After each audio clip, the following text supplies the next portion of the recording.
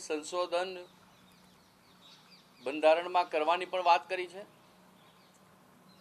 આઝાદી પછી પહેલી વખત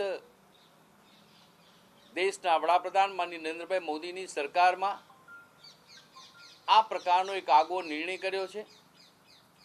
અનુસૂચિત જાતિ, અનુસૂચિત જનજાતિ, ઓબીસી એમના હકોને સંપૂર્ણ સુરક્ષિત રાખીને જે લોકો આ અનામતમાં આવતા નથી એવા આર્થિક રીતે નબળા વર્ગના સમાજના ભાગોને, સમાજના લોકોને કેન્દ્રની નોકરીઓ માટે 10% વિશેષ અનામત આપવા માટેનો આજે કેન્દ્રની કેબિનેટે આ નિર્ણય કર્યો છે।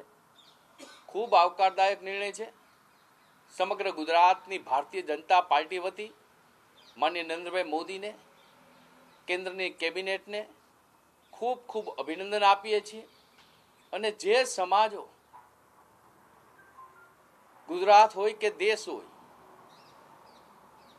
અનામતમાં આવતા નહોતા અને આર્થિક રીતે નબળા હતા, એમની ઉન્નતિ થાય, એમનો વિકાસ થાય અને એ પણ સમાજની હરોળમાં યોગ્ય સ્વરૂપ પ્રાપ્ત કરી શકે એ પ્રકારનો એક આગવા સ્વરૂપનો આ નિર્ણય છે।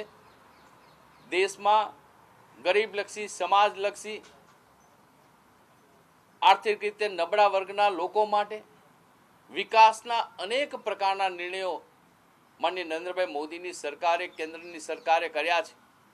આજે એમાં એક છોગું ઉમેરાયું છે અને એક એવા પ્રકારનું એ છે કે જેના કારણે ખૂબ મોટા પ્રમાણમાં દેશમાં સામાજિક સમરસતાની યોગ્ય પ્રકારની તાકાત ઊભી થશે અને એ સામાજિક સમરસતા એ દેશના વિકાસ માટે ચોક્કસપણે ઉપયોગી બનશે।